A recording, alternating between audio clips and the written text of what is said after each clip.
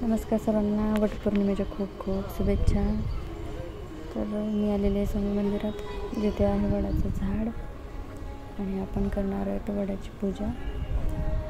प्रथम स्वामींचं दर्शन घेऊ.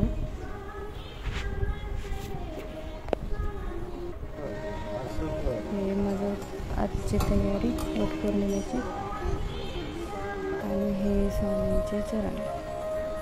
पहिल्यांदा स्वामींचं दर्शन घेतलं आणि नंतर पूजेला गेलो.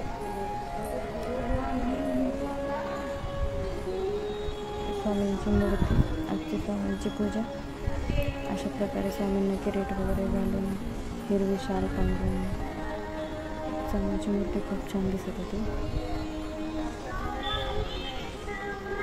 नेहमी आम्ही वडाच्या पूजेला इथेच जातो.